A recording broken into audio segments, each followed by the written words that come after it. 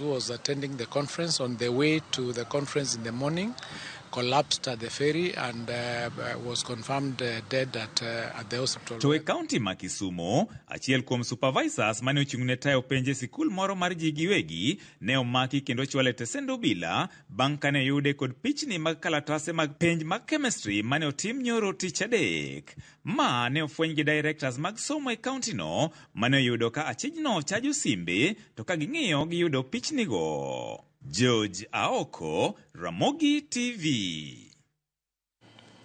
Haya, mago weche matimore kanyo kotenore kod penj. Kamachielo, japuonjre moro ma skul sekondar mano ma King David mayudore Juja timo penj mare matemo sani penj mare masin mano mar oxygen kaluwore ni ok onyal wuotho kata yweyo kende owuon.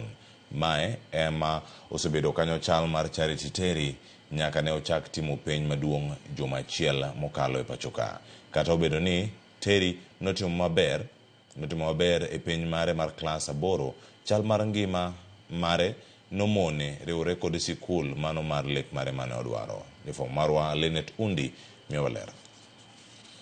Kisudo machiegni kendo irango od gi Terry to inyalo paro ni en osiptal kama jotuo yude resruok.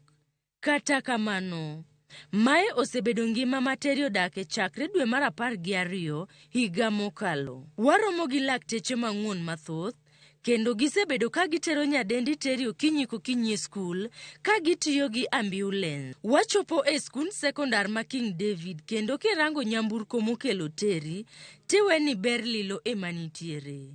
Kata kamano, jopuonjre wete ne osebedo ka nyise hera maonge kwede mora kendo gimondo gokinyi mar hikone kama ojote kotimo penj mare. Paul Njiru ma en wuon Terry wacho ni nyare nobedo matuo higa mokalo, gino mane okelo ng'ikruok e sombe kendo loko chal mar ngima margi. Mwezi wa Januari daktari akasema ya kwamba mtoto anasandisanjiwa but with a condition kwa sababu hawezi kaa bila oxygen. So tukaambiwa tunahitaji tununue mashini za kutumia kwa nyumba. Alikaa miezi miwili huko. Sasa mwezi wa 3 ndio tulibahatika tukapata watu wakatusaidia tukanunua mashini akatoka. Sasa kutoka mwezi wa 3 amekuwa akitumia mashini kwa nyumba na kunywa dawa, anatumia dawa za mingi kila mwezi. Kuna mashini zinatumia stima. Kuna ingine inaitwa shida inatumia oxygen na pia ni kununuliwa. Ng'ol oken giko mar ngima kaka japuonj mar Terry leronwa. Terry osebedo katimo maber e klas kendo en gi geno kuome ni odhi timo maber e pepa mare mar Kiswahili. Mimi ndo ninamfunza Kiswahili, amekuwa akijitahidi mno, hata ni miongoni mwa wanafunzi ambao wanafanya vyema kwenye darasa hilo na nina matarajio atafanya vyema pia. Susan Wambui ma en laktar marango Terry koro kwayo jogo mang'won chuth mondo owuogoko kendo chiw kony ne Terry kowacho ni yedhi gi masin mar muya mar oxygen madwarore en mago mar omenda modhuro. Apparently, for that cylinder, we refilled with 5,500 and it happens every 3 weeks. And then zile mashini mliona ziko huko kwa nyumba zina consume a lot of power to a point where the parents are paying, I think, roughly 8 to 10,000 to KPLC. There's also medication, 8,000 per month. Every month they are supposed to take her for clinic. Lenet Undi, Ramogi TV. Mano penj mar KCSE e midekre. Ogeno ni Nyasaye bro rese kendo bedo kanyo ka utimo penj mare kon ngima maber nyaka chien. Mane kama ontiere kar kanyo ka penjno mar KCSE bende rum. Kamachielo jalup jatend piny Kenya Ngire Kithure Kindiki osingo mar keto nyime chenro mag neno ni jo Kenya obedo gi moro achiel kendo maonge akwede mag dhoudi kod pogruok. Twak mare manogolo odiochieng' manyoro Kindiki bende ochiwo puoch gi pak neno wuon kuom tich ma osetiyo e lemo mar jatend migawo mar arita kwe. We should heal our divisions, solidify our national unity, and pursue our country's goals as brothers and sisters, joined by the permanent bonds of our common heritage and our common future. I have had occasion in the past few days to ponder on how the orderly transfer of authority as called for in our Constitution takes place seamlessly in our country. I realize that my ascent to the office of Deputy President has taken place on the back of a hotly contested constitutional process.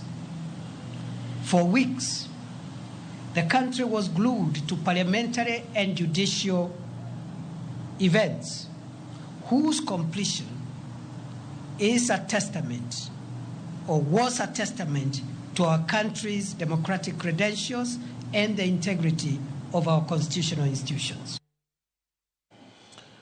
Ndalo manok tok duol ma ochune kedo ne ratich oganda KNCHR kachiel gi mano marango tije obila IPOA kwayo mondo mi ogai mar obila ochope nyim komiti mar od bura mochung'ne arita mano Douglas Kanja nochopo mano mar chiwo ler ewi ndhiyo kendo lal kod jopiny kaka jafwambo marwa Efi Nyakidi lero kuom ji 57 ma gisetimo nonro margi 22 noyud kangima 29 pok ong'ere ni gin kanye ka ji 6 to osewito ngimagi. Kanja to pod oramo ni obila ok mi chik ni ndhiyo kata obila ok mi chik mano mar ndhiyo ng'ata. E kinde mane gichopo e nyim komiti od bura, duol mochung'ne rango tije obila pachoka IPOA kachiel gi mochung'ne ratich oganda KNCHR nonyiso luoro ka giwacho ni nitiere kweth obila magichichni ma osebedo ka ndhiyo kendo lal gi jopiny ahinya to e kinde ng'anyo mar Gen Z. To koloso e nyim komiti od bura, ogai mar obila Douglas Kanja otwo dhoge ni obila ok ndhi kata lal gi jopiny mar ni gitimo mana tijgi. Please don't kidnap anybody. No, we arrest. Kanja bende ne okochimore tir gi penjo mane openje e wi gimomiyo obila kawo thuolo malach mar mako achije kendo neno ni oganda oyudo ratichgi. Why do you think it has to take us all this long to get culprits? Ne odonjore kendo lero mana weche mag nek mar joma mine mosemedore ahinya e jumbe mokalo. Most of the reported cases of homicide, which are basically either murder or homicide. We have, our investigations have been successful up to the rate of about 92%. Those are the records, because we have actually gotten a majority of those who have committed those heinous crimes. And you find in most cases they are related in one way or the other. The complex one was that one for Isiri, and we have also gotten the Kaluwore gi Kanja, ji 42 noyudo hinyruok ahinya, ji 347 noyudo hinyruok, obila ma kwan gi romo 495 bende noyudo hinyruok ka jong'anyo 1552 nomaki kod obila. Komachielo, kuom nonro ma gisebedo ka gitimo mar jogo mosechwal lipot margi mar lal, ji 22 oseyudi kendo ngima, ji 29 pok ong'ere ni nikanye, ka ji 6 osewito ngimagi, duto makelo kwan ni nyaka 57. Kanja bende olero ni tendo obila ma pachoka oseketo kenge mabiro konyo tieko ndhiyo kod lal gi oganda. Okengegi oting'o chiwo puonj ne oganda duto e yore ma ginyalo ritore godo e alwora margi. Keto kendo tiyo gi pichni mag wang' dede e fwenyo jonjore kachiel kod kawo okang' mager ne obila mora mora mibiro yud gi ketho mar rocho ratich oganda. The Minister of Gender, we're working together so that these informations can actually be taken to the community out there. Enhanced intelligence collection. The National Police Service officers have been equipped and trained to collect actionable criminal intelligence to help them preempt cases of kidnapping and abductions. And I would also like to hasten to add that we are also working very, very closely with the National Intelligence Service. Kochopo sani, obila osechwalo e nyim doho achije 4 mitudo gi ndhiyo kendo rocho ratich jandik weche e yor mbui Bruce John kachiel kod chwalo ne apisas mag okwach kich kes mar Victoria Mumbwa mane onegi kendo ringre mare wit e wang' apaya ma Naivasha kochimo Mai Mahiu. Efi Nyakidi, Ramogi TV, Nairobi. Erokamano Efi. Kamachielo jotelo kod josiasa okwayo tend okwach kich mondo mi otim nonro matut ewi fwenyo gima omiyo ne oneg Willis Ayeko ahinya e kit nek manonege godo gi jonjore. Kane giloso e kinde alam makende mane obagi kanisa mar All Saints Cathedral e boma Nairobi, Jaod bura malego Usonga Samuel Atandi owacho ni ber mondo jopiny ong'e adiera e gino manokelo nek mar Willis kanya konchiel to gisingo mar chopo wachno e od bura kendo yudo ratiro mowinjore.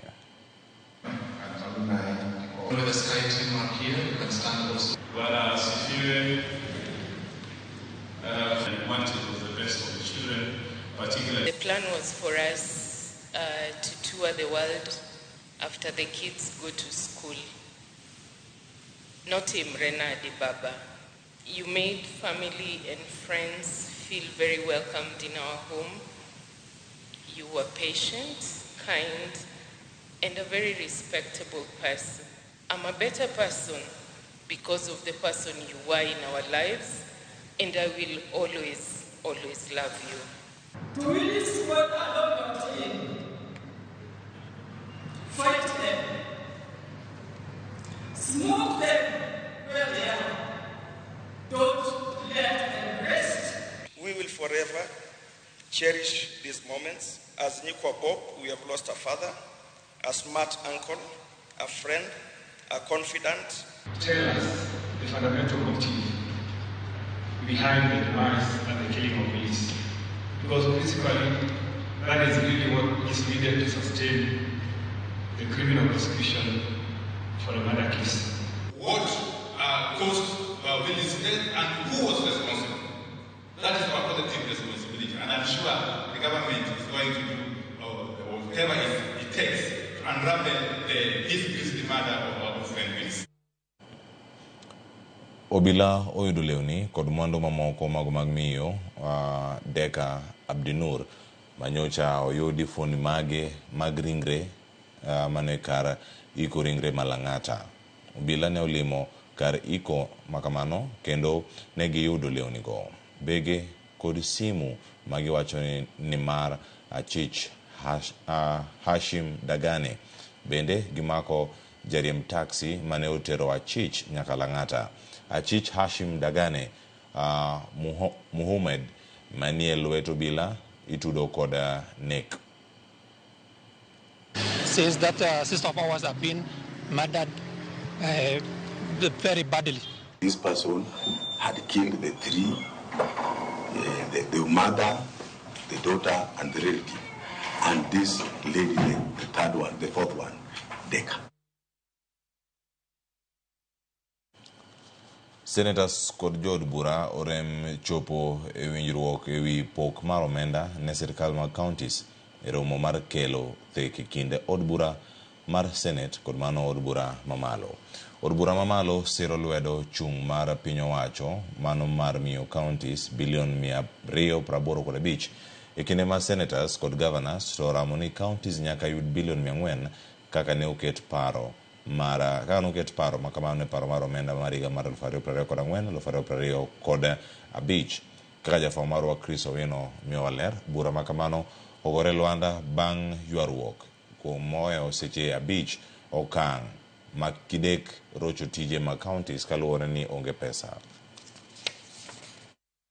Sigu gwandro kod piem mar mbi e kind od bura mar Senate kod od bura mamalo orocho chenro matemo yudo winjruok ewi pok mar omenda ne sirkal mag counties e romo mane obagi e od bura mar Senate.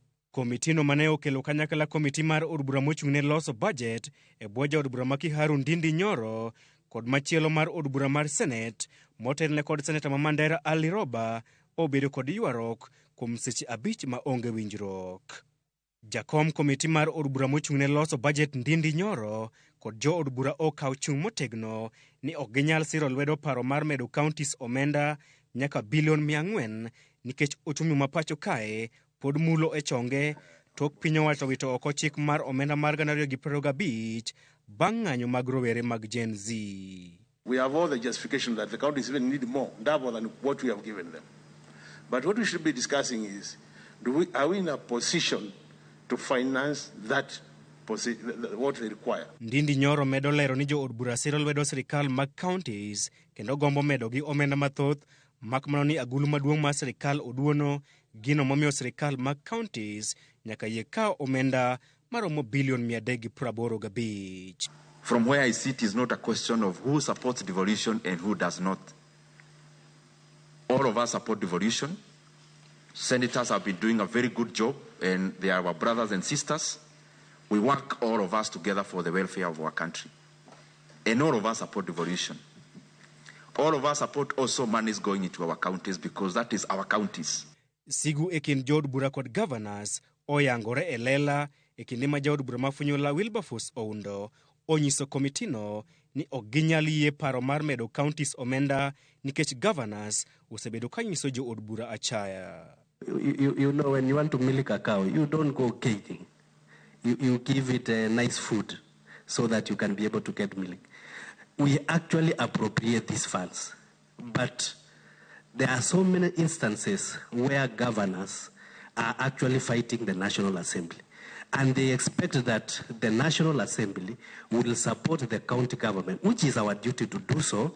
Paro makamano oketo Oundo e tago maliet bang' Senator ma Nairobi Edwin Sifuna kod nyawadgi ma Migori Eddie Okech nyise ni ok ginyal tuono jopiny dongruok nikech lweny margi kod governors. That even us at the Senate, the governors fight us. Okay? So it's not only the members of the National Assembly that are being fought by the governors. It is also us. But still we have remained faithful to our duty under Article 96 to keep on fighting for counties. The last time I saw my governor is, I think, almost 6 months ago. So we do our job here, under the mandate we've been given by the Constitution. It is not necessarily that we are representatives of governors, or that they are our friends, or that we talk every day.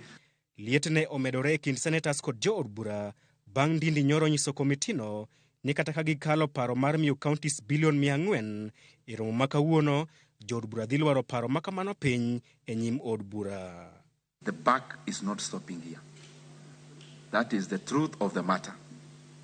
The National Assembly is where I sit. I know the mood.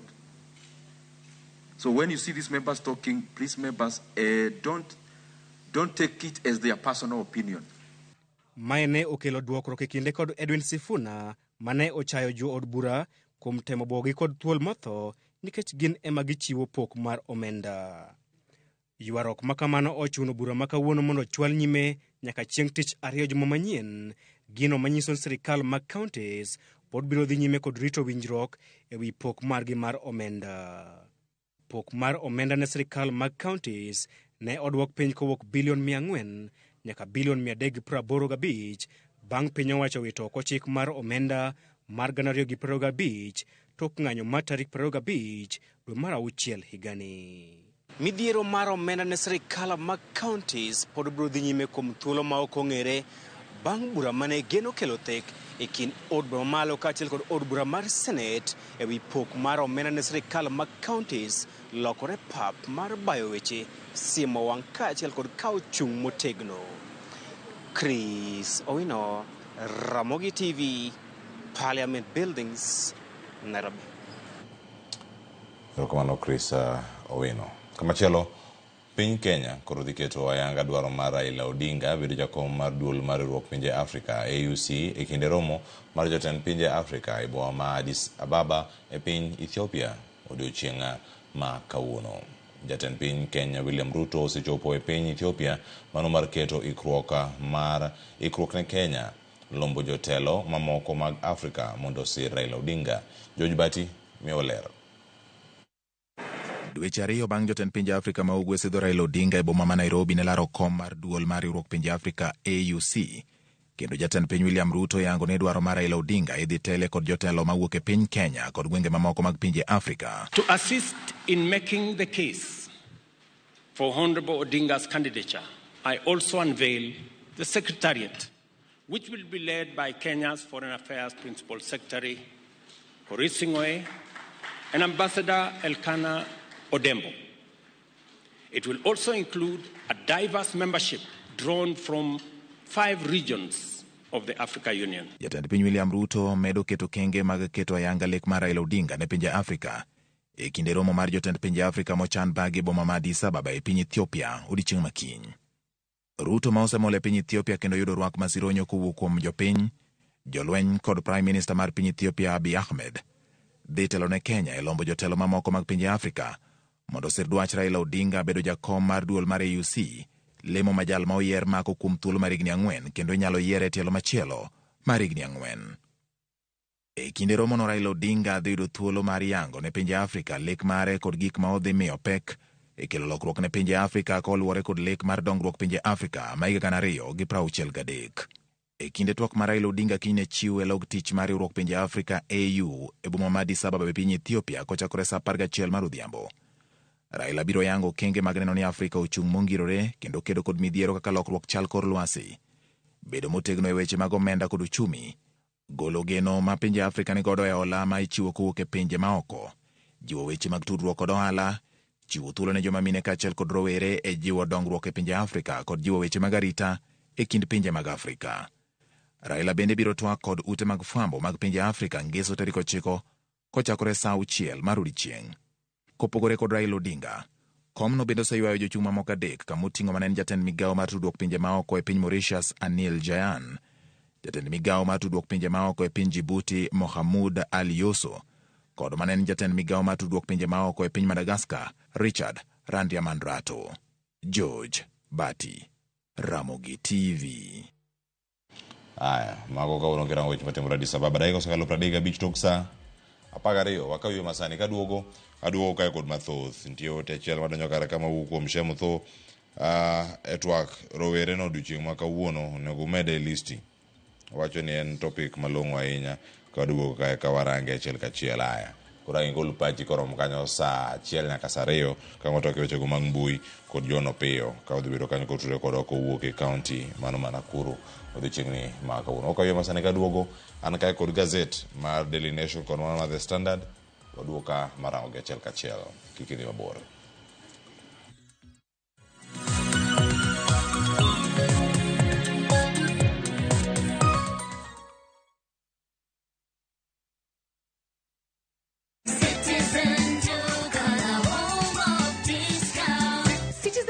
The home of discounts inakuletea this week's Mama Safi package from Quickmart. For only 906 shillings, utapata 1 kg powder detergent at 329 bob, 800 grams bar soap at 149 bob, 4-pack white tissue paper at 189 bob, 140 grams toothpaste at 199 bob. Hizi zote ni less than 1,000 shillings, meaning utasave 219 shillings ukitumia Citizen Duka. Piga *487*5#. Choose Quickmart, then select Mama Safi. Lipa na ukishalipa utapata message ya kwenda kuchukua package yako kwa Citizen Duka counter ya any Quickmart supermarket karibu na wewe. Citizen Duka, home of discount.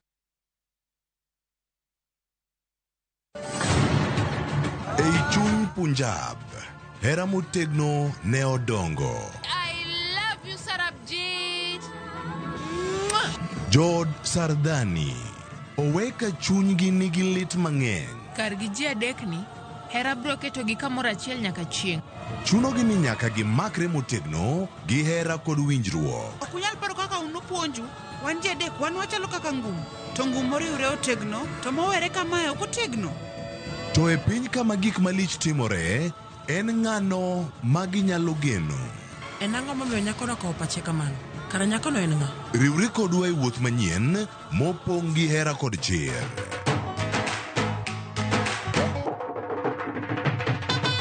Choti Sardani, wuok tich nyaka ngeso saa 2:15 otieno.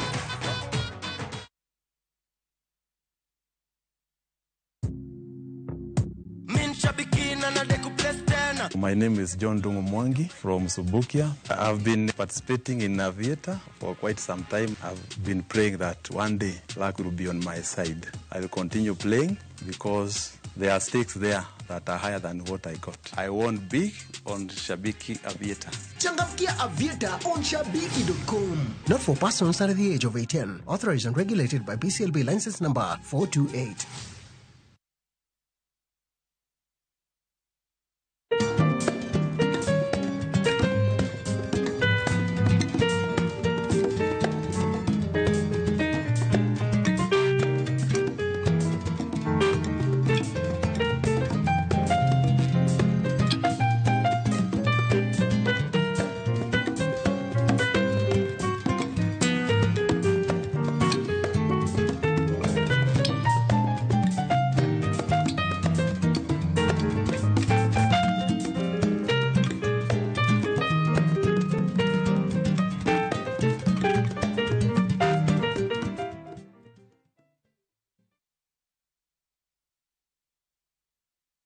adventure na View Travel.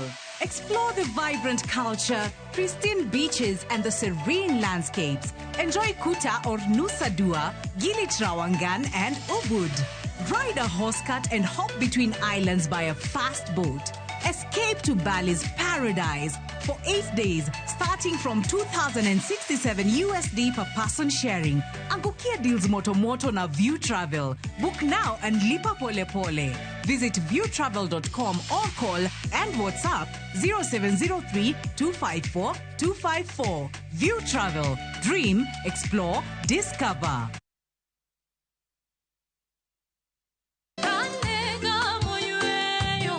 Fweny ngima maber e wach Nyasaye kanyakla gi wende majiwo chuny ahinya. E Injili ngima. Chieng' ngeso ka ngeso, kochakore saa 2 okinyi e Ramogi TV, wamiyi sabato maler kendo mamalo moloyo.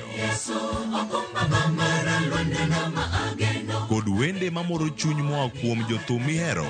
Kendo gi jokwath mapacho ka. Nyasaye wuoyo kodi kendo wuoyo koda ni kik iluor gimoro nikech an kodi. Sabato tutapumzika milele yote. E Injili ngima. Ngeso ka ngeso, chakre saa 2 okinyi e Ramogi TV. Wazishikao amri za Mungu na ushuhuda wake.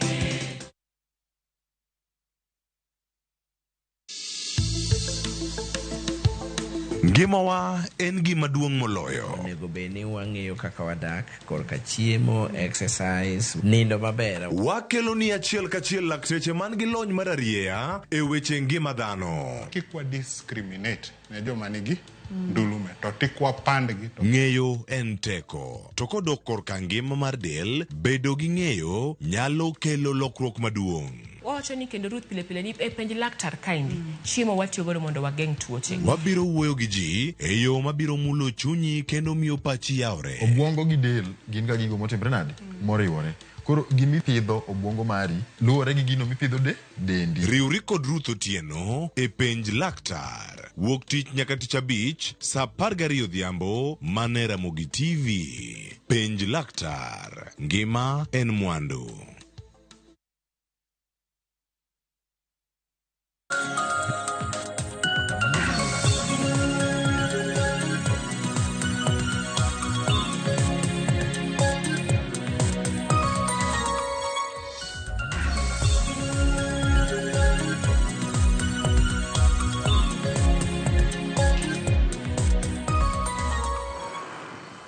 Nyakora Ramogi Jwang' machiegni nono magazine chako sana nitie kako Dancel oyango.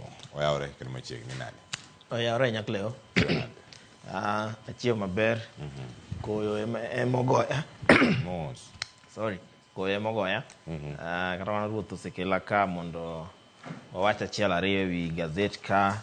Neno weche mathoth oket ka, weche mag ola ma koro omi jatend piny miluongo ni blank check ma koro nyalo ndiere proposal manyalo miye omanyola maonge kiwango. Wan ka bende gi weche mag edible oil pod scam ma edible oil mano modhi mag tedo pod nika gini pod okwako waka. Weche mag Kamala be pok orumo. Ok norumo gi ombulu koro pod odhi mbele ka. Wan gi weche mag counties be rakre ka gi weche mathoth midhiero okwako gi pesa pok giyudo nikech od bura mamalo gi Senate yware weche kako nego ochiw hola kowuok e sirikal mamalo. Koro weche go gi mamoko. Standard waneno ko keto ka pod en mana weche mag abduction ema pod ilose ka. Mamago be wabro lidho ne nyikwa Ramogi. Lweny manyochuo chieng' e komiti manyocho oyier mondo ota weche mag pesni madhi e county weche nyaliete bunge kacha kanye komiti no nyobedo piny nyok giwinjore. Gi weche mamoko wan gi weche mag tuke kaeri. Arsenal nyogo gi jomoko nyen chiengo nyicha nyen chiengo kata Tottenham be nyogo. London ok osebedo maber ahinya the past few weeks. Time mag London ok osetimo maber ahinya.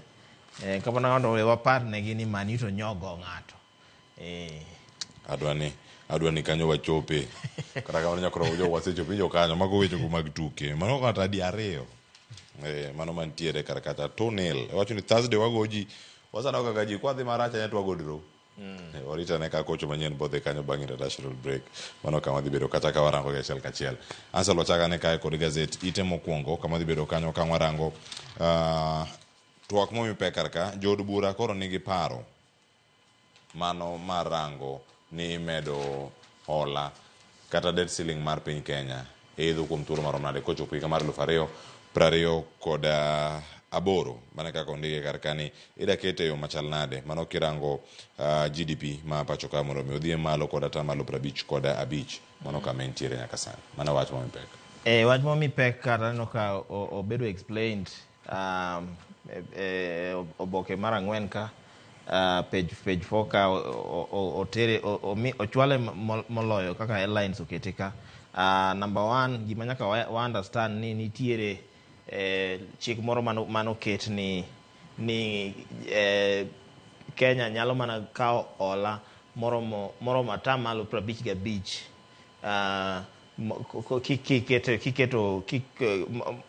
kipimo gi GDP ma Kenya ka mano gross domestic product mano mateni pesni ma Kenya loso koa gik ma gitimo gi pinje maoko mano gik moko kaka pur kaka sport gini income mawuok kuom joma ni loka gik ma koket kamoro achiel oyiene sirikal mana mar bedo mar timo ma kaola atamalo 55 ma total GDP no ero. Kata kamano nitiere gimiluongo ni grace period ma 5 years ma ne chikno kano keti chikno ok nochako tich immediately makoro jatend piny osebedo gi 5 year grace period ma 5 year grace period naparo ni rumo 2028 nikech chikni noket 2023 mano higa mokalo makoro onego beni by 2028 grace period ma 5 years rumo makoro emiwacho kani nitie paro moro ma kendo ichwalo sani ma treasury support tie bill moro monego okel e bunge ma iwacho ni bro yie ne jatend piny kao hola moloyo atamalo 55 masani koro oyang kaeri makoro mano matiende ni jatend piny nyalo hola ka hola ma samoro kata mana up to 70% kaka en moyiero depending gi weche mopogore opogore manie piny kae. Koro maeri iwacho ni ma koro ok obi miyo jatend piny bed gi iluongo nang'o ohinga moro amora mabro geng'e mabro nyise ni oyo GDP wa en 10 trillion ok inya kawo gowi molo 55% kata atamalo 55 mamano iye kanyo be nitiere njama moro makoro okel ka nikech 5 year grace period ma bill ni rumo 2028 iwacho ni maeri en njama maneno ni 10 years ma jatend piny masani Ruto kapo no oyiere higa ma 2027 mano yiero mabiro kapo no yiere kendo to gidhi kendo kwaya another 5 years grace period extension mondo ochako mateni koro kata ka bill ni okokalo njama moro gin godo mar ni 55% ni gidwa rocha ma koro onge kaka gini bro keto ne jatend piny ohinga mar kaola obo kaola kalure gi kaka en moneno kaka piny dhi ma koro onge gima tayo kaka ikaola nikech grace period gidwa kwa extension kendo bang 2028 korumo mamano koro dhi kele obedo gi 10 year grace period. Kata kamano nitiere paro mar loko chik mopogore opogore ma gidwa onego beni giketo kaka eri wan gi onego beni bill ni amend section 50 mano ma Public Finance Management Act 2012 mamano ko bedo amended mamano koro bo kelo wechego ma bro miyo jatend piny bedo gi thuolo ma en kaka ola kaka en moneno. To bill ni wacho ni obedo sponsored gi National Assembly Majority Leader mani Kimani Ichung'wah makoro en masani koro en sponsor mar bill no. Imani Ichung'wah to ng'eni en jalo no ma support jatend piny Kenya e yore mag omenda gi ahinya. Kamano nyakoro mo joma no yud kacha ite mar 4 kod mano mar 5 bende kama nitiere doho ma bende koro golo chik ni mondo mi ochungi weche go mago maga omenda mag itiyogo de loso kata kongo apeni kata mano en bilion mar 10.5 yana mondo mi arangi ite maiye ka ite mar 2 kod ite mar 3 achak ite mar 2 kama nitie jatich mano mawuok e kaunti ma Nairobi ma bende nyaka sani doho koro oyie ni omenda mage mano maki kata bengi mano lor bengi 5 bende koro we thuolo mondo mi oyud thuolo mar tiyogo. Ma en jal mluongo kanyo ni Wilson Nation Kanani kachel koda kaminode owachni ne onyiso doho yo maler kama ne giyude omenda. Iwacho ni mane kende benyo mantie kama duong' anya merango ni kanyo to ne gitiyo gi omenda yo machalane mondo mi giyude ne mwandu ma bende nyaka sani yangore ni en club moro mantiere alwora mar Lang'ata Road miluongo ni Club 1824 mano mantiere apaya mar Lang'ata Road. Iwacho ni duolno ma ochung' ne kedo kod mibadhi pacho ka EACC ne orem nyiso e yo makare kata iwacho ni convince doho ni jogi no yudo omenda kata jogi no kawo mwandu machalo kama e ataro mar chik kata yono mar mibadhi. Doho to nyo ogolo rageng' manyo ketni jalni ok nya access pesni ne mancha nie bengi gi mwandu ne moko be mopogore opogore. Jalni en ng'at makoro asset ne nyi wacho koket kamoro achiel nye biro omenda madhi mana almost 600 and around 643 million mano million 643 ma koro case mane EACC no kelo ne wacho nango ni jalni king'iyo osache en 85,000 kane ng'iyo osache mano gross salary mare mano koket gik moko te moyudo kuom employer ne iwacho ni chop king'iyo gi gomenda ma en go ok ne nya chopo koro omenda ne nobedo frozen gik mano bedo frozen mage gin gechene bende pesni mano bedo recovered gi assets moko en gi apartments Nairobi ka gi udi moko mopogore opogore Busia kuja ben gi ot tiwacho ni jalni en tije ei county kanyo ne ni en ochung' ne weche mag lendo mitimo oko mano outside outdoor advertisement kendo en monitor to timo surveillance gi weche makamano kendo en mano chung' ne gocho ne kembni mopogore opogore madwa timo lendo e kuonde ma county oyango ni ilende makoro en mano timo approval kendo en mano chung' ne weche mag chudogo makoro ni chich ni samoro through mago no donje mibadhi mopogore opogore makoro e kaka no yuto kata mano case mane EACC notero Justice Nixon Sifuna wacho ni mano threshold mok nya tigo nikech waseneno adier ana understand point ma judge kelo nikech samoro ki ana about 85k ti invest malongo okomoni yudo mwandu EACC no nego team investigation ni mwandu ni noyudo nango ok ni biro nyiso ni ng'ani erieno an 85k koro konya loso onge ng'ato ni ki an 85k ok inyalo loso pesa makama EACC onego nyiswa ni ng'ani mae kuma wa suspect ni mibadhi no wuoke ok ni salary nikech salary waseneno ka ji ng'ato samoro kawo loan gi salary onyiewo godo kata mana gari gache ne okelo ne gari moro within 5 to 10 years yudo ka en ng'at makendo ngimane olokore makoro case ma EACC notero e mbele doho ni aneno ka amba yie gi judge ni case ni ne weak evidence malong'o mane EACC nobirogo onge manyiso ni ng'ani no involved himself kata mana e weche mag mibadhi makoro EACC onego dog chien o restructure kaka gitero cases e nyim doho nikech ma to koro ing'ene en wich kuot ne EACC to ma be koro miyo jomoko be reason ma challenge cases magi. Kamano bende ka weche osebedo kanyo kilieko ni itero buche maweth e doho nyakura mojwang'. Nitie wach machielo mabende koro kangisome bed kor ng'eyo jayal bura moro ahinyo kanyo Mombasa Law Courts oyango kar ka ni nitie chike manyaka bed ni iluwo mondo mi iriemb ng'ato e tich. Iwacho ni why employers must detail reasons for dismissing staff. Ok iriemba ng'ato ichiwo kawuono ni to iwuok kanyo ida golo ng'ato. Ma Justice Agnes Nzei mabende loso kanyo ka ntiere Mombasa owacho kanyo ni ntiere nyaka chiw gimomiyo iriembo ng'ato tich. Gigi duto kama gintiere achiel kachiel. Wacho ni ok di wuok awuoga to ichiwo ng'ato tich kok iwacho gimomiyo idani ng'ani wuogi.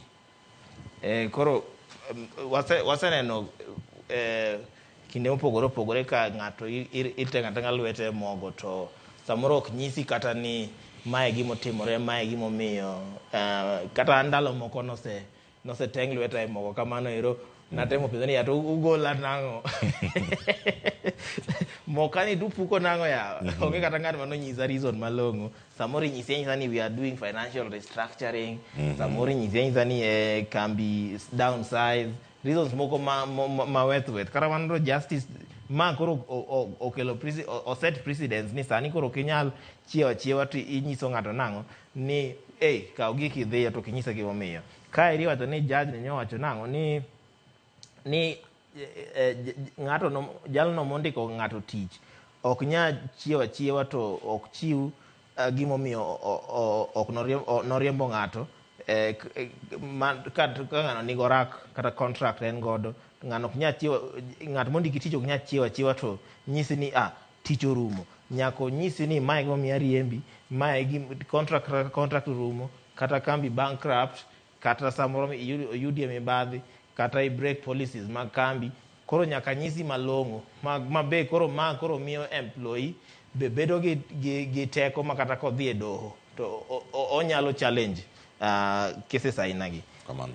Mano ka gintiere kaka nyokro mojwang' iwacho ni ok riembe e tich nyaka mi gigo monego bed ni kata tiende ni igole tich nang'o. Mano kama ntiere kar ka iti mar adek gin weche mar loso odiochieng' manyoro bende norango gi achiel kachiel.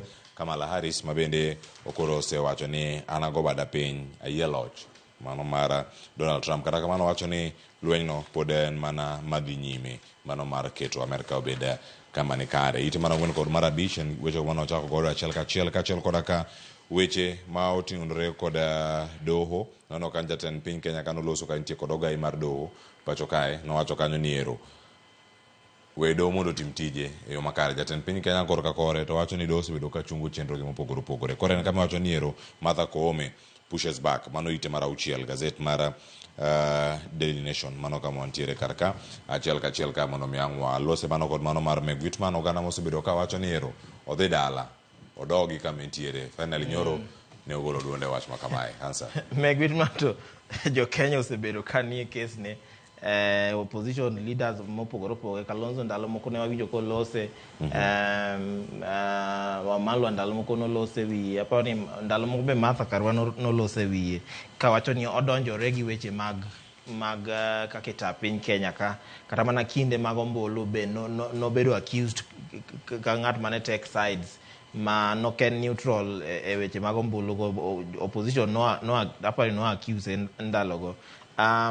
Mbui kata bwana no ka nyinge trend manye Trump nyo win en nying manyo kuongo manye wacho ni jo Kenya nyo wacho ni onego duoke dala mondo omiwa ng'at manye nikech o act kaka en samoro oloso agima en president ma Kenya kaka en mini president.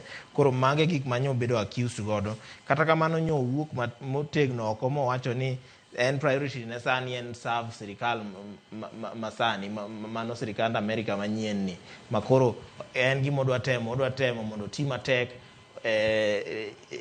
usiano moro ma Kenya gi Amerika osebedo go higni 60 mokalo. Odwa neno ni obedo motegno ahinya ma wang'e ni Kenya gi Amerika sirikand Joe Biden nobiro kamoro achiel makoro sani jo Kenya ni Haiti kocha mano nobiro against weche against outcry, public outcry ma jo Kenya nokwedo wach ma obila dhi Haiti no. Kata kamano to gikone obila no dhi Haiti. Gi weche mamoko makoro manye Trump nyodonjo, jo Kenya nyawacho ni Trump kakoro nyalo bedo ni weche mag Haiti gibe nyalo rochore, to biggest proponent ma weche mag Haiti to ang'e nen Meg Whitman, ma ene miwacho ni nen kaka ene mano ochung' kaka broker ma no broke between America, deal mar America gi Kenya, ma ene mano chung' ne ma koro ene mano omiyo koro Kenya gikone notero obila Haiti, makata mana chudo mag obila ma Haiti wang'e ni pesa mawuok kono, part of it wuok piny mar America. Makoro mage weche mimake godo ka ma jo Kenya wacho godo nang'o ni onego oduoke omiwa ng'at ma wanyalo tiyo. Azimio la Umoja be wang'e ka ni Eugene Wamalwa ka ne lose wi Trump nowacho nang'o weche mag Haiti nolose, ma weche mag Haiti wang'e ni opposition osebedo ka gin against weche mag Haiti go, mago koro neno ka gima mago gin lweny ma opposition be osebedo ka biwo ewi Meg Whitman kae, makoro warito neno wawinja, nikech Trump to kata muma pok ochamo, kata kamano to osechako ndiko ji, neno ka osendiko State House Controller kacha, kora warito mondo cham mondo wane ka Meg Whitman ibiro duok dala, imiyo wa ng'ato koso ene obiro dhi nyime. Nyakoro magi joma nitie kar kanyo piny kar ka waranga ne sigana mar jo ODM babede no romo kod ogae margi mano Raila Odinga. Magi iwacho ni gin former ODM members kata jokanyo machon mag ODM, mano moting'o gavana machon ma Mombasa masani tiyo kaka jatend migao e sirkal mar Kenya Kwanza, Ibo William Ruto, mano Ali Hassan Joho, nitiere John Mbadi, jatend migao mag weche mag omenda, Wycliffe Oparanya, jatend migao mag weche go mag riwruoge mag Saga, Opiyo Wandayi bende nitiere kar kanyo e romo no. En romo mano timore odhiambo machieng' tich ariyo, ang'o gini mane gilose mano kama ne gintiere. Jotelo mano chopo kar kanyo oting'o jakom mar ODM, jagoro maduong' mar ODM mano Gladys Wanga, kachiel kodaka Edwin Sifuna, kachiel kodaka jakeno mano mar ODM Timothy Bosire, kod jaratije mano mar ODM Oduoro Ng'wen kind jotelo mamoko mano chopo kar kanyo. Kendo koro kaluwore kod magi moyang kod gazet mar Daily Nation, iwacho ni ne nitie romo mane nitie, wacho ni nen mana romo moro ma en informal, mano ma nitie kar kanyo ni kik bi ji chak penjo mathoth anya mantiere kar ka. To mano timore kinde milieko nitie lokruoge mamoko madhi bede sirkal. Lokruoge to chal ka gima dhi bede. Number one wang'e ni interior cabinet pod waonge wan mana gi kojolo ma koro chung'ne gi prime CS mamano Musalia Mudavadi ma pod ochung'ne docket no. Nitiere weche moko be liekore ni reshuffling moro be nyalo tim kanyo e cabinet, weche mag PSS be liekore ni inyalo tim reshuffling kanyo. Kata kamano to wachre ni Odinga kanyo nyoduo piny kae, wachre ni nyicho onge, bo nyicho seliek kani notuo, rumors moko nyicho spread e mbui kacha notuo, mago pok oyang'nwa malong'o kata ka notuo kod nongima, but chal ka gima nyongima nikech mondo ita bura ng'ama tuo ok nya ta bura. Koro mage kuma nye waneno ka nyoluonge bura, ma koro iwacho ni bura nyena ena bura ma nyo bira o touch base gi foot soldiers ne manie sirikal kanyo, neno ni gitiyo nang'o, to kendo nyo jiwo gi ni gitine jopiny, giket jopiny mbele, giket dwach jopiny mbele, giket dwach gi gino wuon mbele. Koro magi gik manyo temo jiwo kanyo ero. Weche manye gilose be nyen homecoming celebration ma Gladys Wanga monego be ni timo tarik 10 dwe ni aparo, mano tich abich, ma aparo en kawuono, ok en kawuono, en Jumapil, sorry, en Jumapil, tarik 10 ma koro onego be ni gidhi timo homecoming ma Gladys Wanga. Koro mano be nye gipango kaka gidwa dhi Homa Bay mondo gidhi gine kaka ginyalo grace occasion no.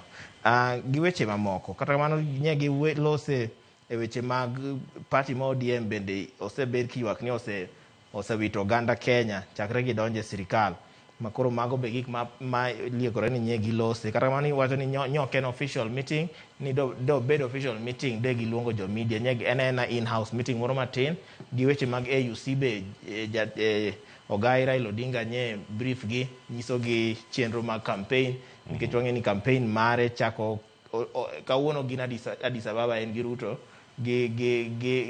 gi launch campaign mar Odinga Addis Ababa kanyo ero manyiny cha waneno koseyier different delegates gi experts ma ochung' na different regions ma Africa ka manyo oket south north east west gi central manyo kawo ji mopogore opogore Kenya ka among gin former ambassadors gi joma osebedo military gi joma osebedo international community dockets mopogore opogore amano koro e team manyo yier mondo dhi okony Raila e lweny ma AUC ni makoro iwacho ni magi be gik manye gilose e meeting ni kamano nyakoro mag joma no kiwo kar kanyo ma otene kod ma ODM nyoro ne waloso ka wacho ni jopuonje mag primary koro dwano med gi lemo kata gi yore promotion wacho ni gol luongo ni teachers len luongo ni principals wacho ni principal bende koro ntiere kar ka mano ite machielo mar aboro mano wacho ni state promises to promote teachers en singo bang' romo madhi nyime mano mar jotend sikunde mag primary matimore Mombasa ayo chieng' manyoro jatend migawo mochung' e weche mag somo ne oloso kodgi kachiel mano e paro mantie kanyo weche gi mag sikul ansa weche mag somo to weche osebedo ka sani koro teachers dwani mondo gimbe koro tergi e level mar principal kata kamano level mar principal to wang'e ni obedo ga reserved ne joma tayo high schools jotend sikunde mag high schools ema oseng'ega ni obedo reserved ne position mar principals no makoro maeri gima koro sirikal neno ka en ni ma kendo koro dhi biro give some financial implications nikech sami promote ng'ato to a different job title kata different job group nyaka bi gi weche moko mag omenda mopogore opogore kata kamano sirikal to osesingo nang'o ni gibro neno kaka giloso wachno nikech nitiere tije moko makoro osemed ne primary school head teachers ma wang'e ni junior secondary ni kachacha keto kinya luongo gimoro ni secondary to kendo koro ng'at ma tae to pod nigi title ma primary koro mago gik ma nyaka bed restructure to koro restructuring no kitimo to nyaka tim gi weche mag omenda be kamano nyakoro mag jwang'e ite mar apar kod ariyo kanyo dutene kod weche matimore do kata kamano obila yango kama wacho ni police officers not involved in abductions Kanja koro wacho kamano mano gai mar obila Douglas Kanja wacho ni oganda maromo 1552 ne omaki kinde ng'anyo ma higa ni manotimore dwe mar auchiel mano ng'anyo mar kwedo paro mar chik mar omenda mar higa mar 2024 mabende ne owito oko kod sirikal kata jatend piny Kenya mano bang' ng'anyo magala moro manotimore kar kanyo wacho ni obila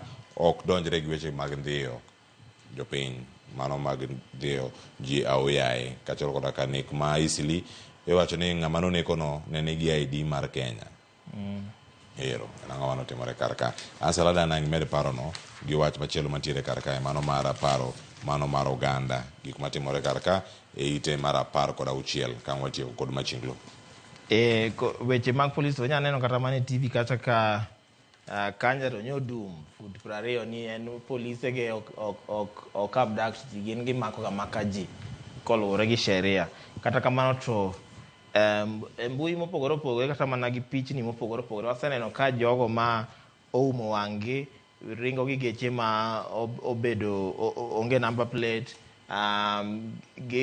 onge kata mana introduction mo magitimo ka gibiro maki gionge kata warrant gionge obok mopogore opogore kata ok giyangre ni gin ng'a gere gibedo to gimaki to police pok waneno kose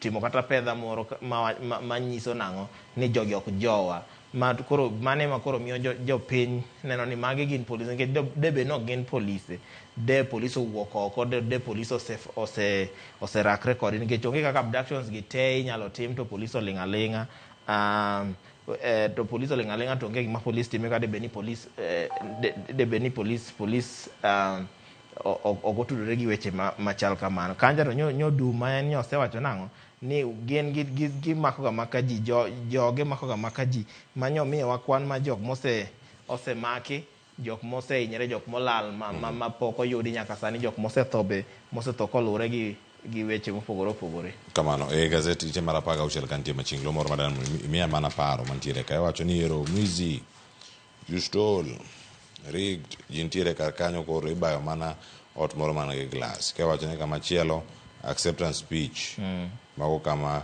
giore mana kanyo gima timore wacho ni locally to chal kama acceptance speech kod congratulations tema koro iwinjo kaka koro ioro yo machal kama congrats you won all the best congratulations ma koro gitemo mana contrast ombulu manja timore America ngombulu mosebedo katimore Kenya kama koro mar America ineno ka ng'ato koloto ochung to owacho ni oyieno loye to o congratulate ng'at moloye no to onyiso ji way forward ma embe okawo nyo aneno ka Kamala nyo congratulate Trump kata nyo wacho ni gik mosebedo ko fight for kaka weche mag mine weche mag freedom of speech owacho ni gin weche ma pod odhi temo rakre kata mano piny Kenya kata wang'eni ombulu mosekalo waseneno weche mopogore opogore kiwacho ni ng'ato kwalo ng'ato ndiye kaka mibadhi obede i ombulu kanyo mane makoro itimo contrast kaeri kata mana neno kama machinglo be en one side kech kata mana Trump kanolo Trump nowacho ni en emowen koro machinglo onego konywa ka nikech Trump bende ndalo kinde moko nosewacho ni en ema nowin election mane nomi Biden cha koro magi weche maneno kama chinglo otemo yango ka kamano nyakoro mog jong weche githoth ahinya ka gazet mar Daily Nation okapar ka nokawo wach mar Manu cha to ndiko ka kata kamano nitie mathoth ma pod odhi bedo kae ka warango iwacho ni tuke matimore pacho ka bende nitiere ang' wayudo thuolo mag neno gi e kinde mabiro gazet mar The Standard ka waneno ka mana mapiyo kae mondo mi ayud thuolo mano marango ni gin mage madhi bedo kar ka mwaluwo achiel kachiel ite mokwongo ka senators bende koro weche mag pok mag omenda mago madhi e counties iwacho ni senators clash kod MPs kata pogruok e paro ni obiro nang'o e kinde ma walose e kar ka wacho ni ero Russia bende nigi new demands mano to wenda tax magi ben masibedo kata kod piny ma Ukraine kachiel kod Raila Odinga machako ayanga mise mare mano mar rango iwacho ni ma en crucial phase mare mar manyo lemo mara AUC eite mokwongo ka kod ite mathoth mantiere kae Ansel wach mi amedo kar ka kapok wa loko tanga kendo wadwarangane kako chako twak mokwongo kawuono ite mokwongo ka to wach Raila imoket kama ka koro chako campaign ne owuon ka koro gidwa replace the current chairman ma AUC mano Chadian kata jalno mawuok Chad miluongo ni Musa Faki Mahamat ma koro waseneno kosewal ji mopogore opogore jatend piny Kenya be sani koro ni pinje mag Ethiopia kuchocho ka koro gitemo neno ni Raila oyudo lemo no gitemo fight kabisa ka gineno ni Raila oyudo lemo no makoro oken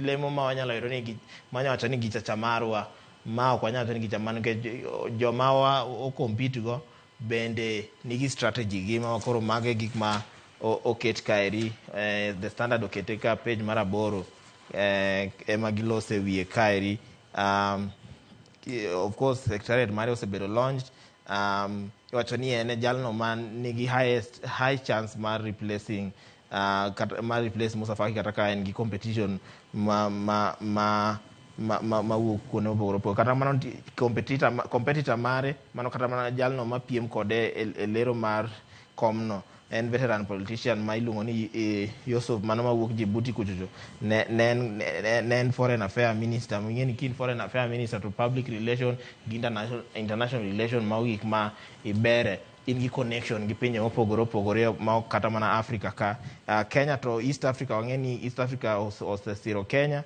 wan gi Samia Suluhu ma Tanzania ncho osewacho nosesire Uganda Museveni nowacho nosesire Salva Kiir nowacho nosesire mano ma South Sudan Burundi bende gi Rwanda be nose chiwo nang'o ni gimbe gisiro Raila makoro ne giseyangre ni gisiro Raila gi weche mamoko. Iwacho ni jatend piny Kenya Ruto ose bedo gi success ka East Africa Community ka ne waneno kinde mane gidhi China kocha be ne giloso gi head of states ma Africa ka, mane gidhi US ja be ne giluongo gi kando ma giloso makoro mage strategy magi sani, but sani koro gi change of strategy. Instead of Raila owuon gi Ruto wuotho e pinjego nikech ok ginya cover pinjego te, sani koro gin gi secretariat gi joma gidwa oro e pinjego for diplomacy. Mapani mani en strategy maber nikech kata ka Raila wuog ni koro dwa wuotho e pinjego te, mano be biro jonye. Ne en be en gi weche mamoko modwa luwo, kata kamano to wakwayo ni mana walemo na lemano yori nikech seche moyudo lemono to Kenya be donje map e level machielo. Kenya koro ok bine ane kaka one of the leading countries in Africa, but odhi tero Kenya e level machielo nikech mondo igol jatelo ma AUC ok en gima kawaida nikech mani ni makoro ichalo ng'at mochung' ne presidents tema Africa makoro mane gima walamo ne Ogai.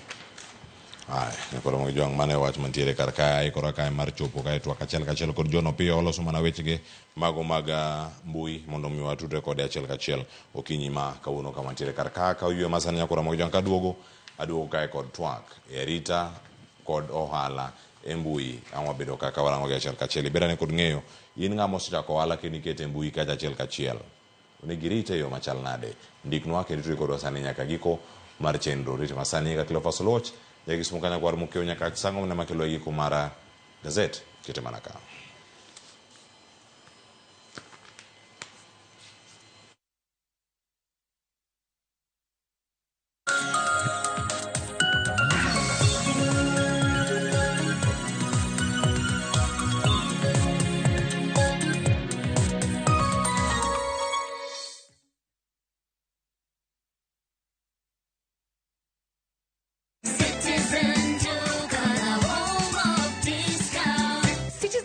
The home of discounts inakuletea this week's Mama Safi package from Quickmart. For only 906 shillings, utapata 1 kg powder detergent at 329 bob, 800 grams bar soap at 149 bob, 4-pack white tissue paper at 189 bob, 140 grams toothpaste at 199 bob. Hizi zote ni less than 1,000 shillings, meaning utasave 219 shillings ukitumia Citizen Duka. Piga *487*5#. Choose Quickmart, then select Mama Safi. Lipa na ukishalipa utapata message ya kwenda kuchukua package yako kwa Citizen Duka counter ya any Quickmart supermarket karibu na wewe. Citizen Duka, home of discount.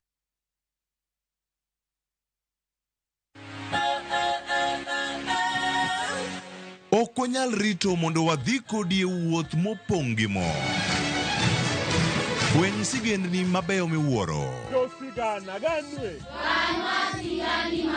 Tugo tuke mabeyo. Rom gi osiepe manyien. Puonjri gik mabeyo e wuodhni. Crispy chicken, coleslaw, tomato, mustard. Solo osiepeni kendo ikri ne mor e rogo mar nyithindo. Chieng' ngeso chakre saa 3 okinyi mana Ramogi TV.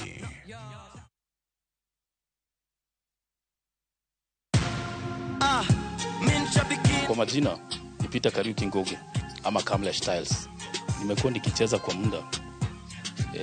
Natoa na win 50,000, 100,000, 200,000. Leo nimekujia cheki ya 675. Nikihesabu zote naweza kuwa nimewin 1.3 na nitaendelea kucheza. Changamkia Avieta. Teka video na post pale NGC. Kocho pongeso kangeso Sang'wen Otieno. Ikri mondo ibed gi mor kendo ilo kiwinjo kendo ineno chenro mar thum dag mor. Kama nyasi bironi e ot kama intie. Wayudo lind Ramogi Nyanyakach katayo chenro gi DJ Kolo Call Instrumental. Thumbe mamit, jower kod jomiel, ma chenro ma ok diher ni obayi. Ket alama e kalenda mari kendo warome chenro mar thum Dagmor.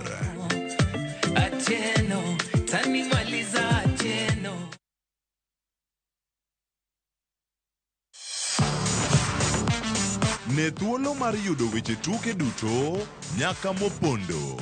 Mbaka makende mag jotugo kendo mag jomolonyo weche tuke. Can you believe it? Magite yudore chenro mar pau tuke. The 4.84 kilometers. Nonro matut kod gigo matimre manyien mag tuke duto mawuok e piny mangima. Tudri kod wangeso kangeso Ramogi TV. Kochakore saa 8 odiechieng' ka wami gik motimore pau tuke.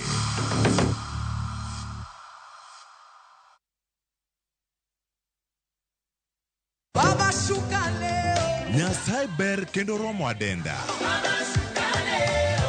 Wagweli mondi bed kodwa Jumapil ka Jumapil. Duog chunyi kendo irit chunyi. Paro mora mora minyalo bedo godo machando pachi ma ok ni kare. Keti embele Yesu. Roda Nyarko Kitmo, Ben Otiende, kod the Chwalist Won, Ken the DJ. Tayo ni chenro makelo ni wach maloko ngima. Injili kalo. Kochakore saa 12 okinyi. Mana Ramogi TV.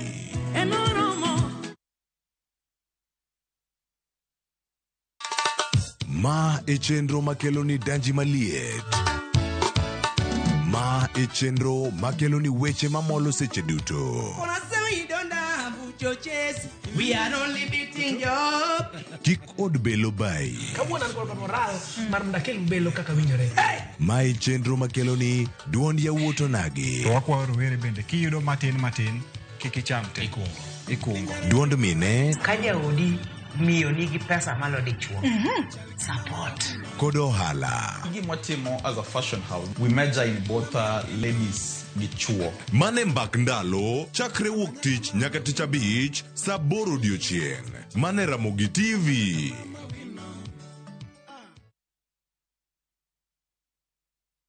Nyakwa Ramogi, Kenya Eratiel. Raila has a space to say what gima Jakom dwa wacho. The opposition nothing nyake Supreme Court ngewa batieki. Oliet Nyakwa Ramogi. Bech be afota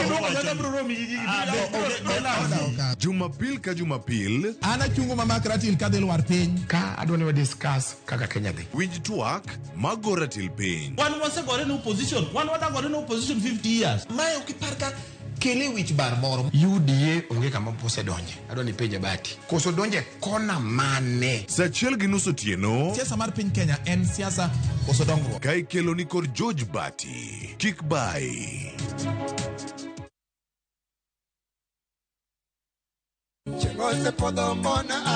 Mabiro e chenro mar ng'ejo thumbewa.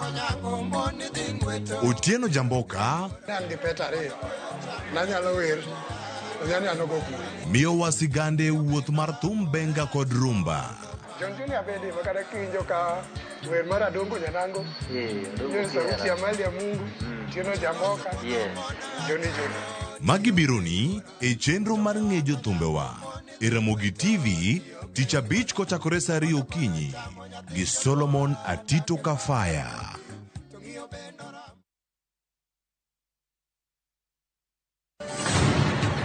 Ei chuny Punjab, hera motegno ne odongo. I love you, Sarabjit. Jod Sardani, oweka chunygi nigi lit mang'eny. Kargi ji adekni, hera bro keto gi kamoro achiel nyaka chieng'. Chunogi ni nyaka gimakre motegno gi hera kod winjruok. Okunyal paro kaka unopuonju, wan ji adek wan wachalo kaka ngum. To ngum moriwre otegno, to mowere kamae ok otegno. To e piny kama gik malich timore, en ng'ano ma ginyalo geno. En ang'o momiyo nyakono kawo pache kamano? Kara nyakono en ng'a? Riwri kodwa e wuoth manyien mopong' gi hera kod chir.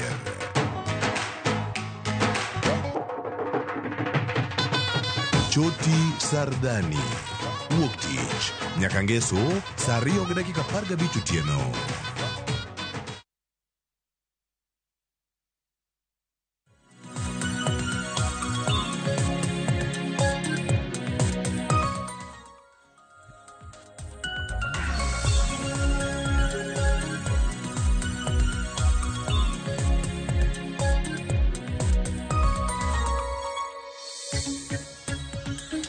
Machiegni nyakoro mag jwang' cheno mar piny dhi nyime chako kae kod twak. Ten twak madani mondo mi gimoro amora ma itimo iket bathe, ibed piny en cheno modakawo mano mar somo.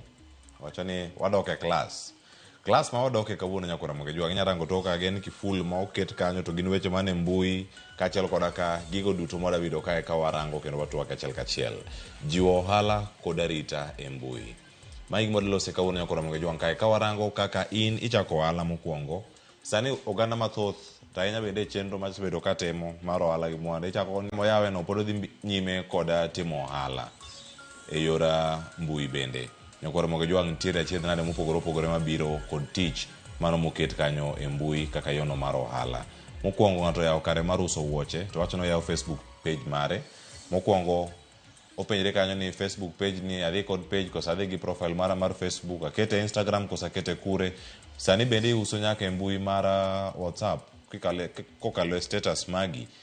Magi yore mamoko mantiere kar kae. Ere kaka inyalo bedo kod arita makare mondo mi ng'ato kik donjre kod ohandi maroch chenro makamago. Moko bende nitie kod yoregi mag chudo maponono nitiere yor mbui. Irango ni gigi duto oket gi e yo mane mar mondo mi oganda oyudane yuto magi e yo madwarore e kinde madwarore ma ok oyudo ng'ikruok moro amora kama entiere. Atwa koda jalony e weche mag arita mag mbui John Opiyo matudore kodwa ka entiere Naivasha.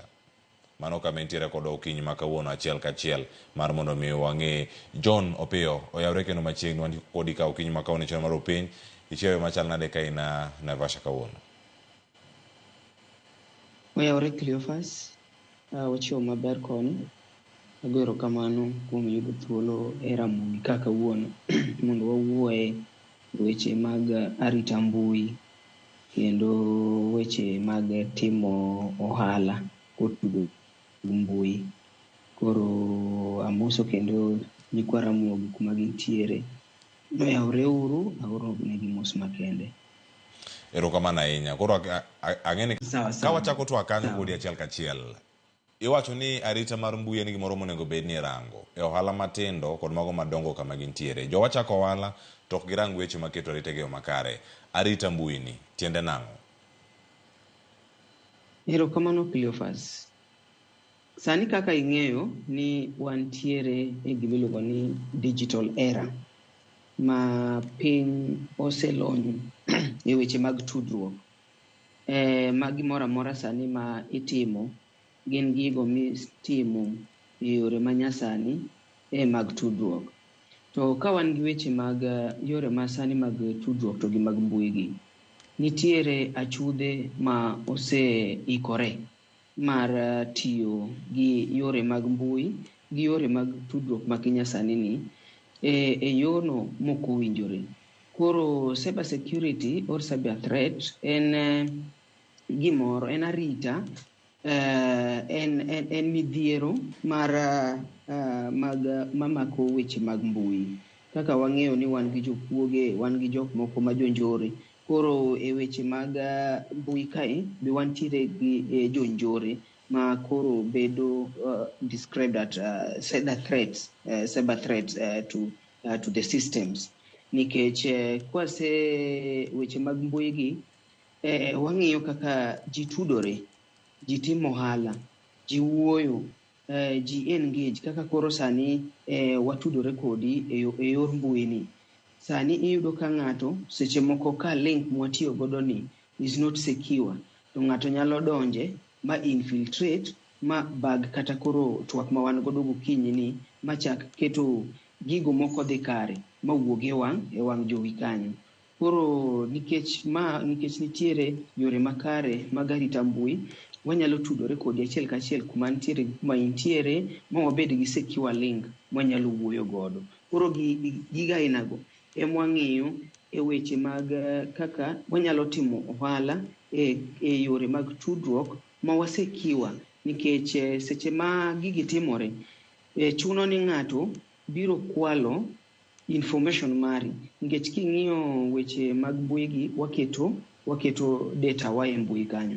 Koro mondo mi cyber threat ni or cyber crime ni oka, ng'ani dhi to kwalo information go. Okwalo nyingi, okwalo brand ni, okwalo anything ma iketo kanyo, to dhi otiyo godo e yo mopogore.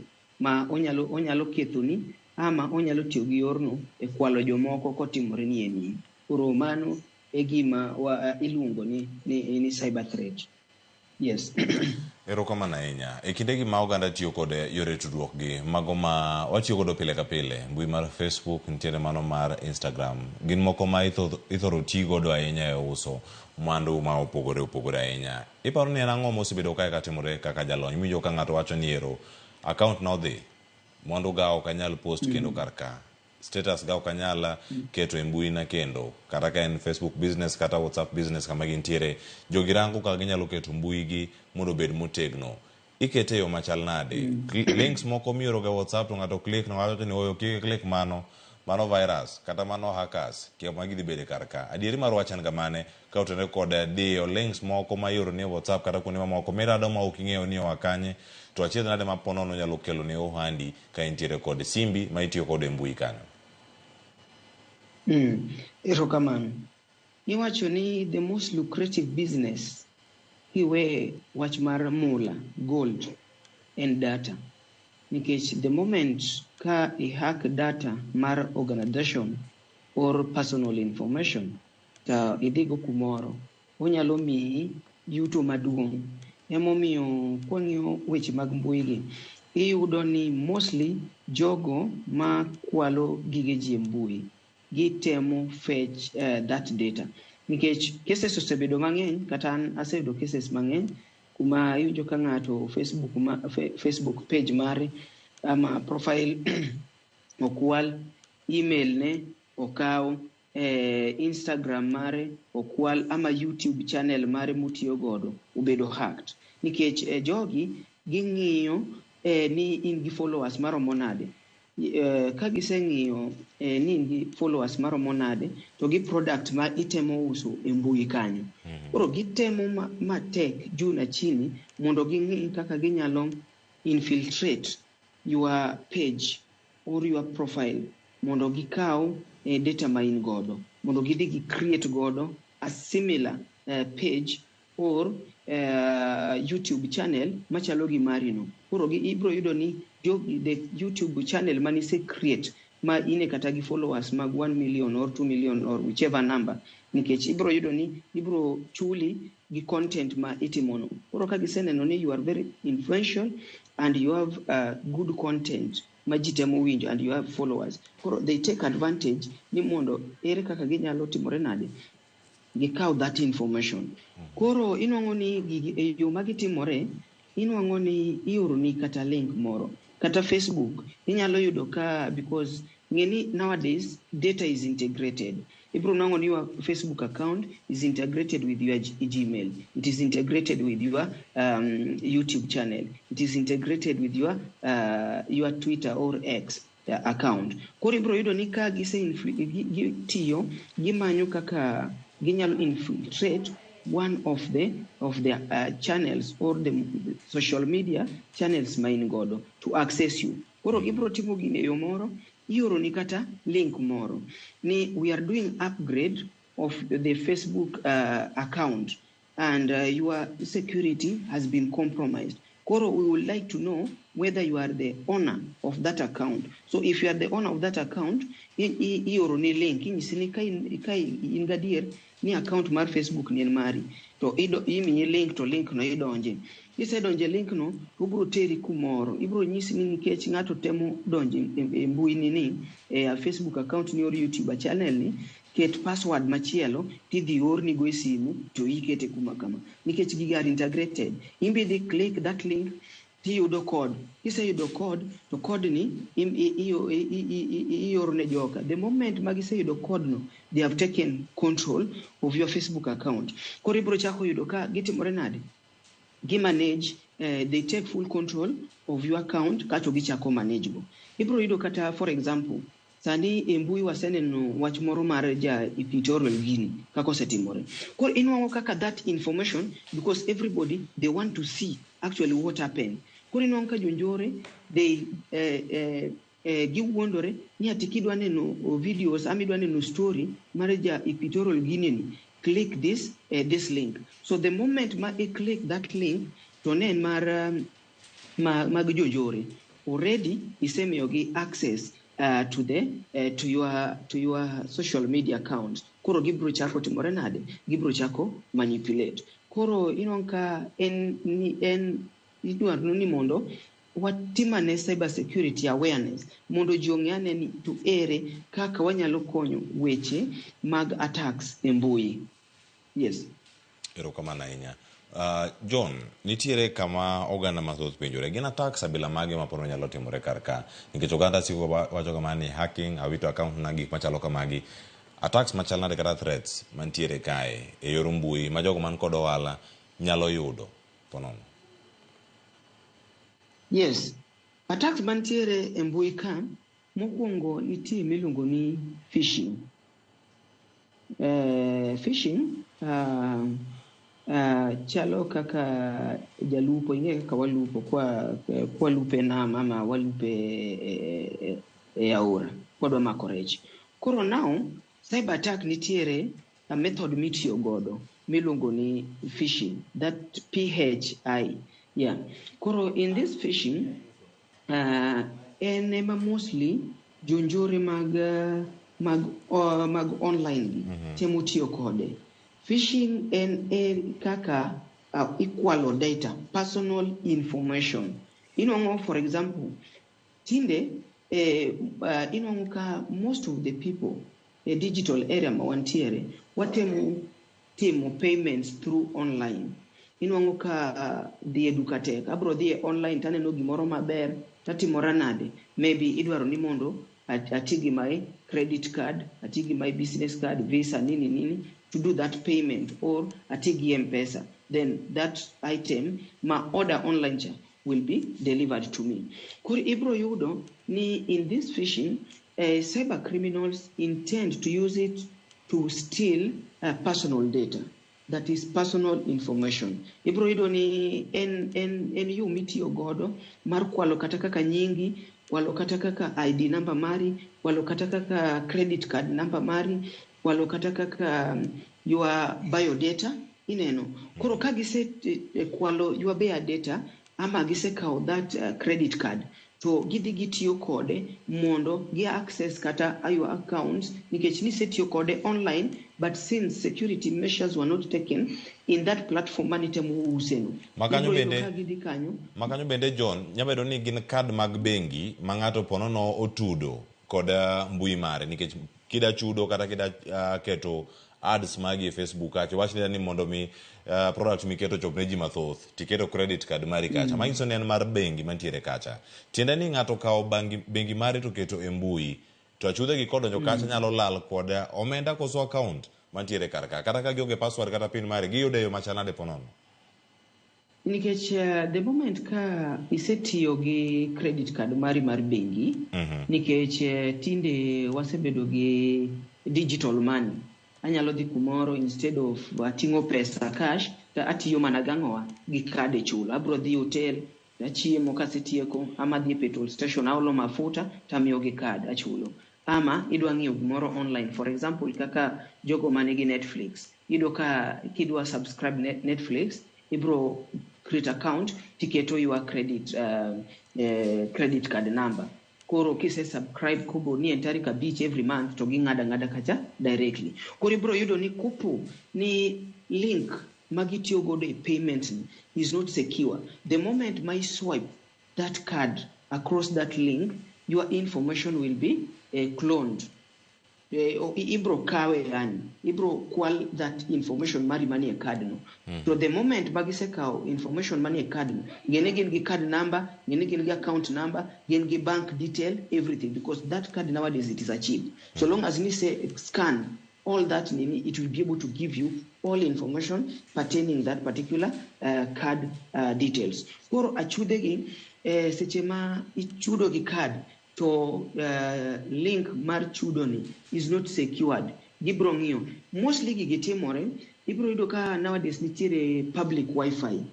Public Wi-Fi en kumoro midhi kata chiro, kata idhi e hotel, kata ine nyamburko. Chudo koket ni wan ka gi Wi-Fi inyalo donjo nikech tinde kata kidonjo hotel kata ka check in hotel ibro yudo kipenjo gi the first thing ni to be un gi Wi-Fi. nikech adwa ni mondo maintain communication, adwa ang'e gigo matimore outside the my environs through the internet. Koro the moment kisedonje in this public Wi-Fi or connect e mbui mag public, they are not secure. Koro ibro yudo ni in this form inidhi pengine idonjo kata kumoro hotel to king'iyo security mar Wi-Fi magitiyo godo tiwacho ni wawe adonje online, I do transaction through my transfer pesa from my account to another person through this because I'm the Wi-Fi. To kiseng'iyo ni public Wi-Fi, is it secure? Koro ibro yudo ni achude ka gitemo ga ng'iyo nikech achude mag internet ni en tich kaka Cleophas sani idonje studio sani ine Ramogi. Ineno, idonje tich ni chiyo gokinyi ing'eyo ni donje Ramogi tiyo nyaka saa fulani tichaki donje program achiel. Kaka chudegi gibe gitemo mana ng'iyo giscan every day ka ging'iyo surrounding connection ni ere jogo mo connect sani public Wi-Fi system mar unsecure to timo transaction. Koro through that point ema gidonjo godo to gichako kwalo details mag cards or any other form or any other detail or link minyalo tiyo godo sending this particular information. Koro inwango ka phishing is the most, because inwango kata for example insurance companies inwango ka sometimes they pay claims which are fraudulent. Inwango ka ng'ato oseng'eyo ni ng'ani no kawo this particular policy to policy ni machua tarik makama ineno kaka insurance kosemi policy it has to mature. Koro gidhi gikawo details go maging'e the maturity date of this particular policy. To gidhi gi hack, gidhi gitemo ng'iyo, gidhi gi fish all your data, all your details. To gitero, gi present the insurance institution ni our insurance, our claim or our policy has matured for wadwa no chulwa. Koro inongo ka gidhi gi present false details ma at the end of the day inwango ni insurance chulo ng'amo pogore gi ng'ama notimore nade no kawo policy cha. Yes. Erokamano ahinya. Ng'eni penjo thoth ahinya mapod donjo kar kae to ahinya bende ka irango ni chenro gi duto ng'ato nyalo ng'e nade ni ponono account mare odhi kata gigo mapogore timore account mare to en owuon oonge kar kanyo. Kwanza mondo ming'e ni account ni odhi kwachako gi Facebook, ibro nwang'o ka access is denied. Kani in gi Facebook account or Facebook page, kitemo login, tibro yudo ka ikwayi ni mondo ichiw password. To kichiw password ma itiyoga godo pile mondo mi idonje Facebook ama page ni no ama mar YouTube channel, inwango ka you are locked out. Mano ibro realize ni account mari osedhi ama ichako yudo ka ntiere ga traffic jam. For example kaka system, maybe an gi system matiyo godo a company, an gi system matiyo godo gine an gi system matiyo godo managing my business or any other activity ma conduct. Koro what you will find ni inwango ka seche midwa donje a system cha tinwango ka there is no access, inwango ka you are restricted. This is your account, you have all the credentials, in gi gimoro amora ma allow you to access this particular platform. But the moment mitemo login, iyudo ka you cannot be able to access. Mano biro nyisi ni account ni osedhi. Sometimes account ni inyalo dhi to king'eyo. For example, kaka Facebook account, inyalo yudo ni account ni osekaw to ino king'eyo. Koro jok mokawo account ni ka biro chako oro emails, oro messages ne your friends, because nini wan ga gi friends e social media. Koro ibiro yudo ka gitimore nade gi oro messages ne joka. Koro in ibiro yudo ka osiepeni gocho ni to nyisi ni John to anang'o message ka ioro na ni in hospital idwaro pesa moro enang'o motimore. That is the moment ma ibiro realize nang'oa ni account ni cha osetimore nade osedhi, nikech ng'ata koro biro yudo ang'oa biro yudo message ni ng'ani an kuma kama to mostly gin gigo madhi gi pesa. Ka ng'ato osedonje account ni to ochako oro message nikech gigi na kaka nawacho yo mokwongo ni nowadays they are interlinked. We have like a pool of personal data in a cloud somewhere. Koro ibiro nwang'o ka gichako oro messages ne your contacts ni an kuma kama adwaro pesa namba na machielo cha kikutigo en gi fuliza adwa ni yorna e namba machielo ni kendo oketo ni nyaka mioro godo onyisi na adwaro 1030 hapa ni 1000 igolo gi 30 maybe ino koketo ni orna alfa chiel gi 30 gi migole godo ineno to kikiorna namba na ming'eyo cha orna namba machielo nikech namba cha ni gi fuliza koro kanyi mibiro ng'eyo nang'owa ni account ni osetimore nade osekwal gi jonjore. Yes. Erokamano ahinya John. Kendo en moro ma wanyabedo kaka wapenjore kinde ka kinde. E mbui kanyo nitiere database ma ng'ato nyalo bedo ni oseloso kwan mag customers magi mantiere kar kacha mondo mi iket gige duto bed kod arita moro makare nikech koro ka in gi pool mag mar namba mathoth ahinya mag jogo mabiro nyiepo iri mar mondo mi iritgi e yo makare. Ere kaka ng'ato nyalo bedo kata mondo mi o create kata tone kata voice minya wacho ni mae ka en ohala mano mar uso wuoche to ng'ama use en Alvis Siso ka entiere kaunti ma Nairobi kuom ranyisi kata wach ni Jero Jone ma uso lewni ka entiere kanye mondo mi jogo ng'e tone mari jogo ma uso negi mondo mi trust bendo bed kar ka onego time yo machal nade e yor mbui mondo mi geno kata yie omed idho e kindi kod jogo ma bende itimo negi ohala kata jogo ma itayo weche gi mag uso. Sawa, kakor watimo ohala mag digital nikech we cannot run away from technology. Technology is here to stay.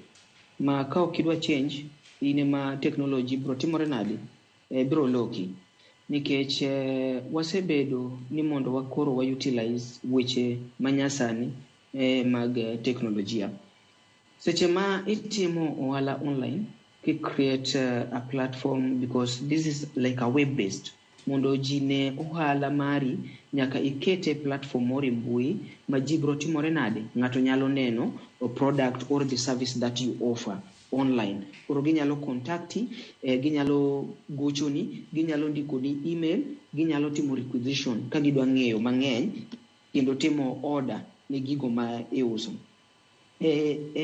weche mag mbui ka nitie gimoro miluongo ni security socket layer SSL en protocol moro ma itiyo godo securing web platforms ma ka ng'ato ka idwa ni mondo itimo ohala mondo iket trust between ja ohala gi ng'ama gi client mari iketo gima iluongo ni obro keto data encryptions then ochako kelo gima iluongo ni authentications mondo ing'e ni authenticate a network to create a secure connection koro ng'eni seche ma ma iketo secure connection between you and the client or create that authentication inonka nowadays ka iyawo kata idwa ni mondo itiyo gi 3-tier authentication mondo mi access my link onyalo dwaro password anyaketo the normal password mabro type a keyboard the second one abro tiyo gi fingerprints ma is biometric ama anyalo tiyo gi scanning mar kata wanga ama voice ma system kosene nikech wang'iyo ni sani we are in era of artificial intelligence ineno keto lony manyasani ma itiyo gi computer nyalo ilungo we can synchronize nini mag dano computer koro computer nyalo behave kaka dhano koro for example ni aketo authentication through my biometrics or through my voice recognition ma kadwa yawo system ni it will I will communicate I can say something seche ma create security features a system cha anyalo keto like a voice ma system ko winjo that voice to the audio to compare the voice mana keto seche mana create security ni security feature ni to nyalo yawo na system ama onyalo scan wanga nikech tong wang opogore ng'ato ka ng'ato nigi tong wang opogore koro onyalo scan wanga, koro kose scan to bro ng'eyo ni ma is John Opio matemo timore nade, matemo access system ni, ama abro tiyo gi my fingerprints kuma antiere gi iluongo nang'o nini mar fingerprints gi abro keto nikech embe en unique identifier kuom a human being. Koro kase create gigi, then ng'ama auso ne cha be nyaka make sure ni embe omiya details mage ineno. Koro these details will encrypt them maka ng'eyo ni it is John Opio emano order gini online to no semiya direction mare, the location mare gi kuma dhi yude ineno. Koro ka deliver gini, I'm very sure ni ng'ano madhi miyo gini is John Opio, none other than ng'ama opogore. Nikech seche moko kopo ni waweyo gini kokwa encrypt this data to adhi weye lose. Seche moko atimo order ni Cleophas adwa kelo ni saa moro Ramogi kanyo to ng'ato winjo our conversation to dhi ohag ineno. Kose kawo that information to onyisa ni sama no ningikel na cha asewuok e studio, koro sani antiere town pronto, bi pronto kanyo. Adhi pronto kanyo. Ka dhi pronto kanyo ayudo ka have a different person moken ng'at mano ningo timore nade yudo that particular item mana deliver cha. Erokamano ahinya. Nitiere kinde ma oganda kale midhiero mago mag lal, mago mag omenda mabende nitie kata ahinya mago mag mbui kendo loso gi e yo makare. Bang' ka gigi duto osetimore, ang'eni wadong' gi thuolo ma dakika 10 kendo watieko twak okinyi ma kawuono. John, ka gigi to osetimore, ohala ni jogo ose compromise, attack osetimore kar kanyo, kendo gigi duto osewuok e lweti. Mondo mi duog mondo ichung' kendo, iresponde yo machal nade, kata response plan mari onego bede yo machal nade, steps monego bed ni itimo mokwongo kasefwenyo ni account mari obedo compromised, obedo hacked, arita mare orochi. Nono kanyo mopogore sebedo kaka timore, kata kopogore gi ohala, josiasa waseno kata ka nitie twak mawuok ni governor ma account mare odhi. Step mane monego ng'ato kaw mokwongo mar mondo mi otudre gi jogo ma o consider kaka clients mage kata jogo ma uso negi mondo ber chenro magi mag tiyo kendo chenro mamoko bendo dhi nyime. Step mokwongo onego bed mane plan mare mar tudruok kod jogo. Koro the first thing ilungo ni incident response plan in the documentation of preparedness after cyber security attack. Mokwongo plan moningo bedni ng'ato bedo godo to secure the platform. Reasons to build an incident response plan. First, ka isefwenyo ni account mari odhi, don't panic. That is the first thing. Don't panic because osedi now it is not within your control. Koro gima oningo bedni timogo okibed ni ibedo gi any panic. Koro the first thing morning benitimo, be prepared for emergencies. Nikech waseng'eyo ni all the time we do online online trading, communication and everything. So what we do, be prepared for emergencies. So it en gimoro ma vital mondo ibel gi well thought out incident response process ahead of time as security incidents occur without notice. Nikech seche magigi bro timore okibi ng'eyo nikech en gima biro apoya nono. Koro ibedo gi emergency response kaka for example inwang'o ka igero kata ot tinwang'o kiketo emergency exit in case there is fire. Iwacho ni kikidonje lift inyalo tiyo emergency exit en mine. Koro ibedo gi emergency incident indicators. Then the second response i coordinate the cyber security efforts. Koro ka ibro keto mondo bet possible to immediately determine who should do what during an incident. Ng'amoni ngo beneti mogin. Kupo ni account na usebedo hacked. En ng'ano madwa contact mondo konya. Ibro dhi kuom cyber security specialist. Mondo timre nade ibro nyise ni John, account na osetimore nade, osebedo hacked. Koro timru nade adwaro ni mondo ing'ina access. Koro abro chako penji all your details mondo ibed godo ready. Mondo chakri timore nade ang'e kaka nyalo chako konyo that particular area. Then third, ibedoge resolve incident promptly. Written procedures can reduce the time it takes for fully remediate an incident. Ibedoge kaka an organization ere incidents mawan godo mondo watimre nade wa gine for us mondo wa secure this system ere kaka kuponi wabedo hacked ere kaka wanyalo tiyo kaka organization mondo watimre nade mondo wa kony incident mwabeda attacked godoni. Then cover security gaps. Covering security gaps en weche mag keto kaka for example strong passwords, keto gigo manyalo konyowa kuonde ma loopholes nitiere. Wang'eyo ni password, is it weak? Password, is it strong? How is this password? So that we can be able to do what? To work. And konyo weche magang'owa makonyowa wang'eyo ni ere mikakati mwanyalo keto to protect our infrastructure, to protect our network from infiltration. Yes. Erokamano ahinya. Using strong passwords.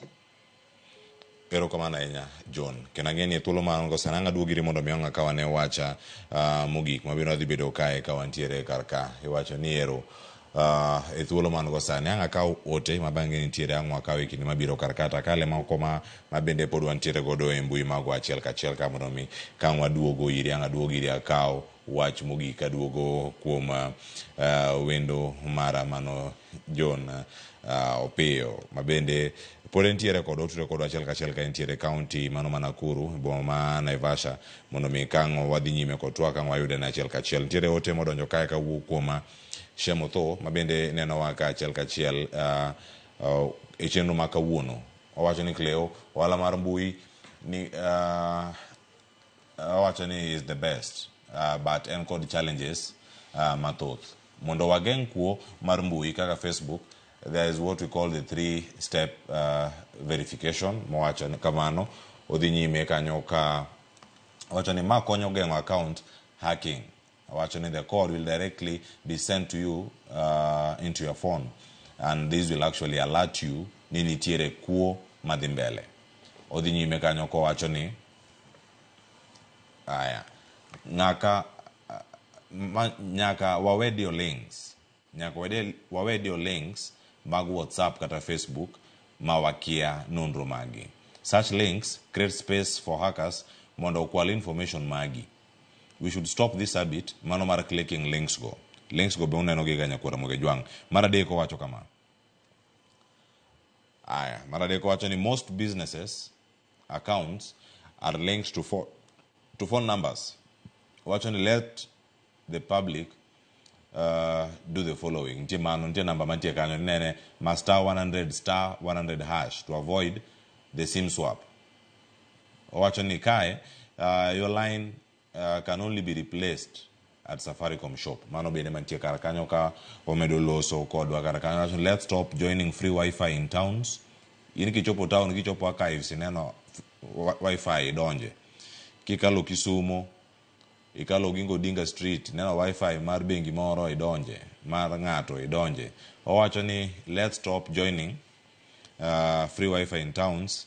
Kae ema chude mar mbui ogo e touch. Nyaka wawe mbui manono. Erokamano ahinya. Wacho ni must stop saving our passwords with the Google. Mano wacho kanyo wacho ni mai miyo achude tich mayot mano mar kwalo jopiny e mbui. Wacho ni don't save your passwords on Google or phone book.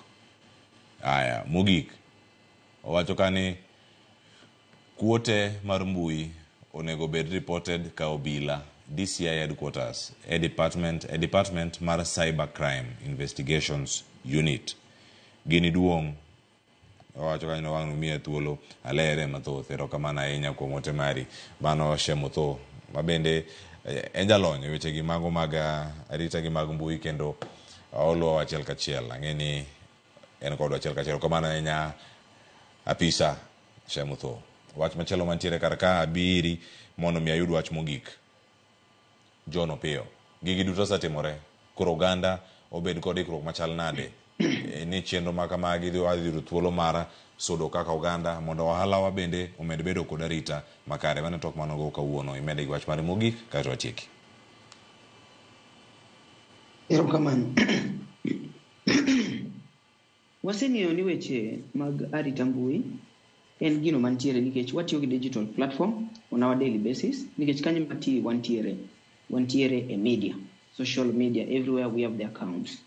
Koro mokwongo wati gi three tier authentication. Ki create account, ne ni account mari I create ne strong password. For example, ino ka ng'ato seche moko oyaw Facebook to kao maybe ike mar nyuol imoketo kaka password. Ino kao maybe nying nyathine moro keto kaka password ama common nini moro. Ibro yudo ni ka itiyo gi such kind of password ng'ato can easily iluongo ni brutal force can easily scribble your passwords modonje system mari. Koro iwacho gana ka I create password tem tiyo gi special characters. Kaka king'iyo simbi ki idhi typing keyboard mar simbi ibro nongo kaka in gi hash kanyo, ibro bedo in gi at, ibro bedo kata kaka in gi exclamation mark. Mago e gik mitiyo god iluongo ni special characters. Kuro for example ni adwa keto password mara maybe ni 1234. Kuro ka keto 1234 anyalo keto @_1234 hash ineno. Kuro the moment by keto your password into that particular format, it becomes hard for someone to crack your password. Secondly, password magi we kete simu, we keto kumoro ibro ndiko kumoro mangato nyalo can easily access. For example, ibro nango ka password mari itero gi Google Drive kaka Shemo sawacho no. Ibro kao password giti save gi in that particular platform. Seche ma jogi o hack that particular platform, they will be able to access all your accounts because already you save your passwords there and they will be able to gain that access. Marario, wawe donja internet awayai ni ininongo internet kanika ise log in ise donjo without ng'iyo ni to internet madonjo ni ben secure. Seche moko idwa oro kata sensitive data to another person. Idhi tidonje internet ni tise oro kare gini achudhe osetimore nade osekwale iyudo ka gidonje. Koro mago e gigo moningo wang'i. Then watem organize riwo accounts wagi gi our mobile phone such that kuponi ng'ato dwa timo gimoro e account na moro, my phone will alert me. Kata kane en credit card mane ng'ato dwa timore nade oyudo details ne dwa they go the account na mondo gol pesa e bengi to mobile phone dhi nyisa ni someone is trying to do what this transaction is happening at a particular place. Koro inyalo gocho ne bank very fast because already you have been alerted mondo nyisgi ni a transaction mora neno kadwa timore kuma kama my card has been compromised so that you can be able to stop it before it takes place. Koro e wach mar digital ecosystem ni environment ma wantiere mar digital transformation nikech gik moko te wapush e mbui, wadwa communicate e mbui, wadwa store data e mbui kaka big organization, small and medium enterprise, gidwa tiyo gi mbui ni e timo marketing margi. We wang'i ni wakito yo makare ma protect environment ni, luase makare mondo watim ohala gi jogo mowinjore, ok ne achude madhi kethonwa gigi. Mogik, links ma yoro ino ka ng'ato seche moko oyawo link mar wedding wadwa tere nyombo to se adwa kanyo ng'ato yudo kokawo gino oloke koro mar ohala odwa post kaka gini uso kaka oneno kombe moko maber odhi okawo link moro e group moro to kele group ni then wachako timore nade inongo such links be ma leadwa into cyber crime activities nikech ng'ato kawo link moro ok authenticate ni link wa manade ubiro poste e wall ma wantiere in kidhi click that link ose clone everything mantiere kanyo your contacts ose chako oro ne ji messages. Koro let us avoid opening links ma we are not certain. Giko mato bira yo ya ni ntiere Safaricom okelo promotion moro ka make click link ni idhi yudo 100,000 mangato nyalo miko kitiyo. Koro when we see such kind of things kendo gibiro weche mag promotion, siti job advert, ineno gik moko machalo kamano. wawe avoid. Let's not join or log in to such particular links. Through mano, wadi bedo gisekiwa cyber ecosystem. Erokamana enya jono pio jalonyo weche magarita maga mbui kachel koda kagi mabedo godu chuma kono ko to akarita ma inyalo jiwe kine mote mohala mane makelo gi kumara chenro do ka kod chenro mara ngejo tumbe wa kod Solomon Atito Kafaya ka to banga donjo kod twake chal mar piny Kenya weche mag osuru e wenge rowere kod mathoth mantiere kae pa siasa od bedo kae kod rowere abich ka watwa kod chel kachiel odiochieng' makone chenro mar mbako romo e chal mar piny Kenya kigili mabor riti masani nyinga Cleophas Solwoch jaki sumukanya kwar mokeo nyaka chisango ketimane Ramogi TV.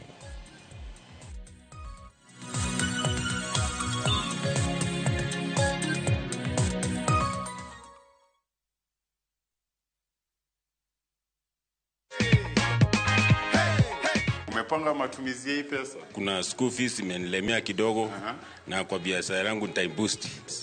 Ndio hivyo sasa, ndio cheki yako.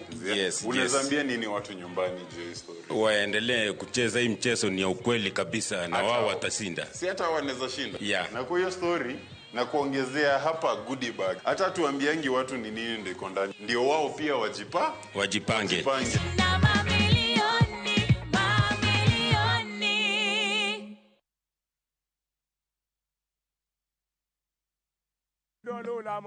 Bed kodwa e wuodhni ka wanono kit timbe mag anyuolawa.